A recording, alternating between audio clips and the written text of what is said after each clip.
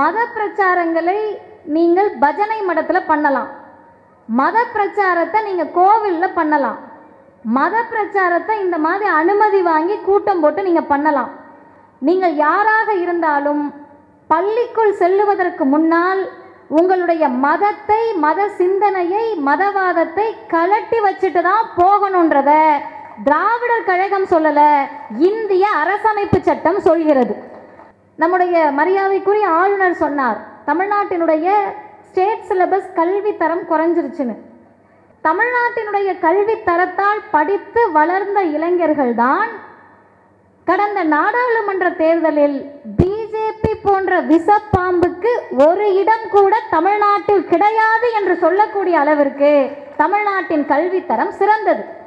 பொறுத்துக்க முடியல. அவங்க என்ன பண்றாங்கன்னா, ஆர்எஸ்எஸ் அஜெண்டா மகாவிஷ்ணு போன்ற கயவர்களை உருவாக்குவது, மகாவிஷ்ணு போன்ற பரம்பொருள் ஃபவுண்டேஷன் போன்ற விசங்களை உருவாக்குவது தான் ஆர்எஸ்எஸ் ஓட வேலை. ஒரு குற்றம் சுமத்தப்படுகிறது, எப்படி கைது பண்ணுவாங்க? இந்த வடிவேல் படத்தில் டிவிஎஸ் 50 கொடுத்து அரெஸ்ட் பண்ணிட்டு வான்னு சொன்ன மாதிரி கொண்டு போக முடியுமா? படத்தில் தானே அது நடக்கும். நிஜத்தில் காவல்துறை அதிகாரிகள் தானே போய் கைது பண்ணுவாங்க. சரி, கைது பண்ணுறாங்க, அவர் நல்லவர் வல்லவர் என்று யாரோ சொல்லலாம். கல்வியாளர்கள் கூட இந்த கயவருக்கு சர்டிஃபிகேட் கொடுக்குறாங்கன்னு சொன்னால் அந்த இடத்தில்தான் இவரை போன்றவர்களை பள்ளிக்குள் அனுமதிக்க மாட்டோம் என்ற தமிழ்நாடு அரசினுடைய மிக சீரிய சிறந்த செயல்பாட்டை பாராட்டுவதற்கு நாம் கடமைப்பட்டிருக்கிறோம். நீங்கள் நான் ஏற்கனவே சொன்ன மாதிரி 365 நாளும் கோவிலுக்கு கூட போகலாம். சாமி தான் உங்கள் வாழ்க்கையில் எல்லாம் செய்யுதுன்னு நம்பக்கூடியவர்களாக இருக்கலாம். அப்படி இருந்தாலும் கூட உங்கள் பிள்ளைங்க கஷ்டப்பட்டு படிக்க வைக்கிறீங்க. அவங்க மருத்துவராகணும், பொறியாளராகணும், டீச்சர் ஆகணும், காவல்துறை அதிகாரி ஆகணும், வழக்கறிஞர் ஆகணும்னு நினைப்பீங்களா? இல்லை தெருமுக்கில் உட்காந்து ஜோசியம் பார்க்கட்டும், கைரேகை பார்க்கட்டும் நினைப்பீங்களா? ஒரு மாற்றுத்திறனாளியை புண்படுத்தியதற்காக முதலமைச்சர் வரை துடிக்க வேண்டுமா என்று கேட்பது ஆரிய பார்ப்பனியம். எங்கள் சகோதரர்களாக இருக்கக்கூடிய மாற்றுத்திறனாளியுடைய மனம் புண்படும்படி சொல்லால் கூட உங்களை பேசவிட மாட்டோம் என்று பள்ளிக்கல்வித்துறை அமைச்சரே அவரை நேரில் சென்று பாராட்டுவது திராவிடம். அருமை தோழர்களே, எந்த பிரச்சனைக்காக, எந்த நோக்கத்திற்காக இந்த நிகழ்ச்சி நடைபெறுகிறது என்பதை நீங்கள் அனைவருமே அறிவீர்கள். இருந்தாலும் கூட இந்த பிரச்சனையை பொறுத்தவரை ஏன் இந்த பிரச்சனைக்கெல்லாம் இவ்வளோ பேசணுமா என்று கேட்கக்கூடிய பிஜேபி சங்கப்பரிவார் கூட்டம் ஒரு பக்கம், இதை தமிழ்நாட்டில் பேசவே விடமாட்டோம், இனி ஒருபோதும் பேச முடியாது என்று சொல்லக்கூடிய திராவிடர் இயக்கங்கள் ஒரு பக்கம் என்ற வகையில்தான் இந்த பிரச்சனை நடந்து கொண்டிருக்கிறது. அந்த வகையிலே இதை பார்த்த உடனேயே மிக நீண்ட அறிக்கையை கொடுத்து பள்ளிக்கல்வித்துறை அமைச்சரும் தமிழ்நாட்டின் முதலமைச்சரும் என்ன செய்ய வேண்டும் என்பதை உடனடியாக வழிகாட்டுதல் அறிக்கையை விடுத்த கழகத்தின் தலைவர், தமிழர் தலைவர் ஆசிரியர் ஐயா அவர்களுக்கு அனைத்து தமிழ்நாட்டு பெற்றோர்களும் நன்றி கடன் பெற்றிருக்கிறார்கள். காரணம் என்னன்னு சொன்னால், திராவிடர் கழக தலைவரை பொறுத்தவரை அவர் இந்த இடத்தில் இன்னும் வருகை தர இருக்கிறார் என்று சொன்னாலும் கூட அவர் இல்லாத போது இந்த செய்தியை சொன்னால்தான் சரியாக இருக்கும். தமிழ்நாட்டு மட்டுமல்ல, இந்தியா முழுவதும் பல மாநிலங்கள் இருக்கிறது. பல மாநிலங்களில் பல சீர்திருத்தவாதிகள் தோன்றி இருக்கிறார்கள், புரட்சியாளர்கள் தோன்றி இருக்கிறார்கள், பெரிய தலைவர்கள் தோன்றி இருக்கிறார்கள். ஆனால் அந்த தலைவர்களுக்கும் அந்த இயக்கங்களுக்கும் இல்லாத சிறப்பு திராவிடர் கழகத்துக்கு என்ன இருக்குன்னு சொன்னால், எந்த மாநிலத்தினுடைய முதலமைச்சரும் அந்த குறிப்பிட்ட தலைவர்களுடைய பெயரை சொல்லி இந்த தலைவரின் பாதையில் எங்கள் அரசு செயல்படும் என்று சொன்னது கிடையாது. ஆனால் இந்திய வரலாற்றிலேயே எங்கள் பாதையை தீர்மானிப்பது பெரியார் திடலும் தமிழர் தலைவர் ஆசிரியரும் தான் என்று சொன்னவர் தமிழ்நாட்டினுடைய முதலமைச்சர். சொன்னது மட்டுமின்றி இன்றைக்கு வரை ஆசிரியருடைய வழிகாட்டுதலின் பெயரிலே இந்த அரசு ஒருபோதும் ஆர்எஸ்எஸ் கூட்டத்தை பள்ளிக்குள் அனுமதிக்காது என்ற தீரமிகு ஆலோசனை வழங்கியிருக்கிறார் என்று சொன்னால் இது எவ்வளவு பெரிய பிரச்சனை என்பதை முதலில் நாம் புரிந்து கொள்ள வேண்டும். கடவுள் நம்பிக்கையாளர்கள் இந்த கூட்டத்தில் இருக்கீங்க. இன்னும் சொல்ல போனால் இந்த பக்கம் இருக்கிறவங்க எல்லாருமே கடவுள் நம்பிக்கையாளர்கள் தான். அப்போ இப்படி இருக்கக்கூடிய நேரத்தில் கடவுள் நம்பிக்கையாளர்கள் அதிகம் இருக்கக்கூடிய தமிழ்நாட்டில் மதத்தை பற்றி பள்ளியில் பேசக்கூடாதா, அவர் என்ன அவ்வளோ தப்பா பேசிட்டாரு என்று 3 நாட்களாக கூச்சமின்றி விவாதங்களில் பிஜேபியினுடைய சங்கப்பரிவார் கூட்டங்கள் கேட்டுக்கிட்டே இருக்காங்க. அதுக்கு நம்முடைய பதில் ஒன்றே ஒன்றுதான். மத பிரச்சாரங்களை நீங்கள் பஜனை மடத்தில் பண்ணலாம், மத பிரச்சாரத்தை நீங்கள் கோவிலில் பண்ணலாம், மத பிரச்சாரத்தை இந்த மாதிரி அனுமதி வாங்கி கூட்டம் போட்டு நீங்கள் பண்ணலாம், மத பிரச்சாரத்தை கிறிஸ்தவர்களாக இருந்தால் தேவாலயங்களில் பண்ணலாம், மத பிரச்சாரத்தை இஸ்லாமியர்கள் அவர்கள் வழிபடக்கூடிய இடத்தில் பண்ணலாம். நீங்கள் யாராக இருந்தாலும் பள்ளிக்குள் செல்லுவதற்கு முன்னால் உங்களுடைய மதத்தை, மத சிந்தனையை, மதவாதத்தை கலட்டி வச்சுட்டு தான் போகணுன்றத திராவிடர் கழகம் சொல்லல, இந்திய அரசமைப்பு சட்டம் சொல்கிறது. இந்திய அரசமைப்பு சட்டத்தினுடைய பிரிவு 51AH, நிறைய பேருக்கு அந்த செய்தி தெரியுமான்னு தெரியல. ஆர்டிகல் 51AH வந்து இந்திய அரசமைப்பு சட்டத்தை எழுதிய போது இந்தியன் கான்ஸ்டியூஷன்ல இல்லை. புரட்சியாளர் அம்பேத்கர் அவர்கள் எழுதிய இந்திய அரசமைப்பு சட்டத்தில் ஃபண்டமெண்டல் டியூட்டிஸ் என்று சொல்லக்கூடிய அடிப்படை கடமையில் அந்த பிரிவு இல்லை. 1976இல் எமர்ஜென்சி காலகட்டத்தில் எத்தனையோ தீமைகள் நடந்திருந்தாலும், ஆறாத வடுக்களாக எத்தனை சம்பவங்கள் நடந்திருந்தாலும், நடந்த 2 சம்பவங்கள் நன்மையை தந்தது. ஒன்று, 1976இல் வந்த சட்ட திருத்தத்தில் தான் இன்றைக்கு வரை பிஜேபியும் மோடியும் செக்யூலரிசம் என்ற எந்த வார்த்தைக்கு பயப்படுகிறார்களோ அந்த வார்த்தை இணைக்கப்பட்ட ஆண்டு 1976.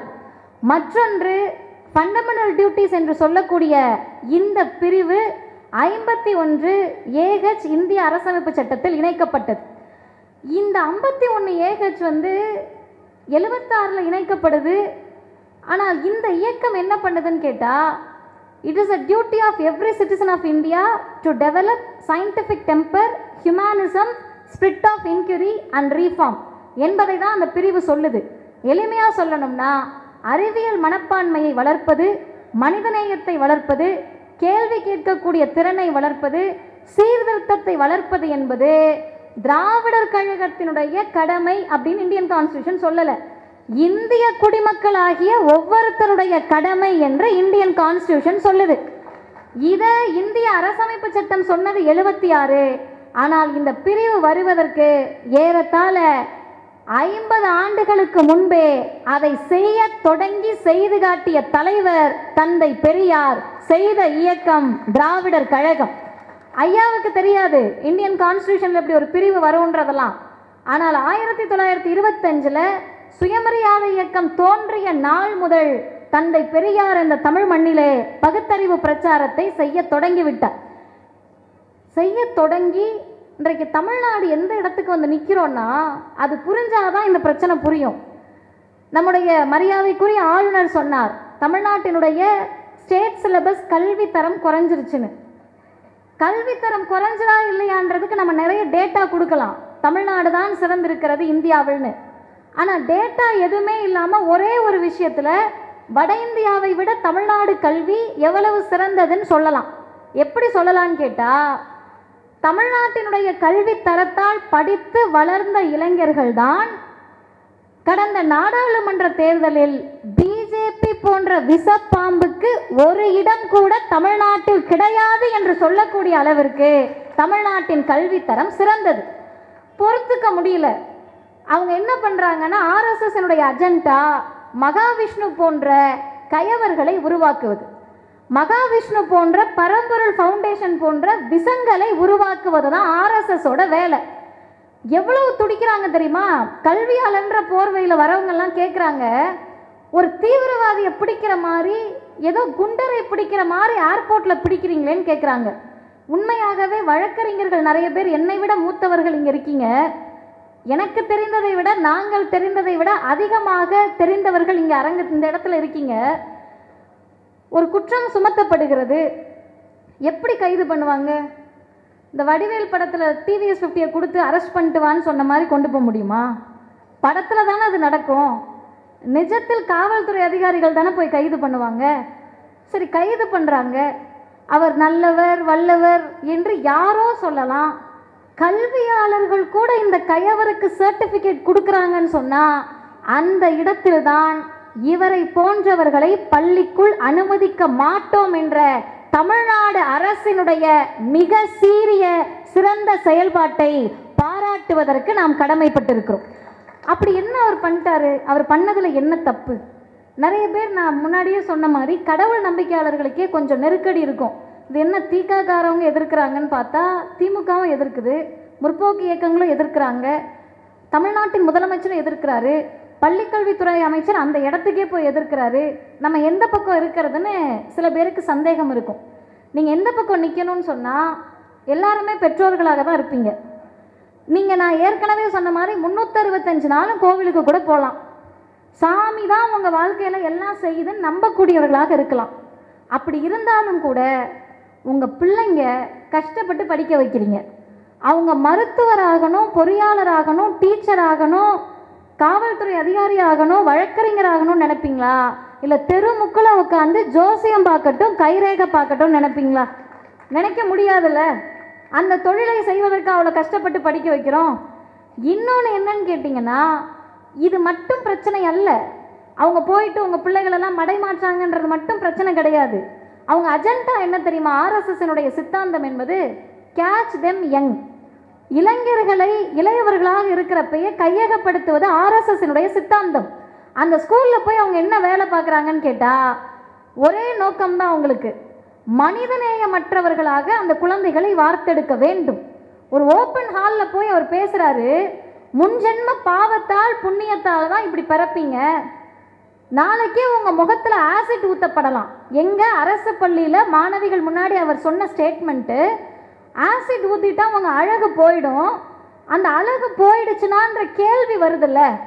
ரெண்டாவது கேள்வி, மாற்றுத்திறனாளிகளாக பிறப்பது என்பது பூர்வ ஜென்மத்தினுடைய பாவம்ன்றாங்க. நாங்கள் கூட அந்த ஒரு லைனில் தான் பேசணும்.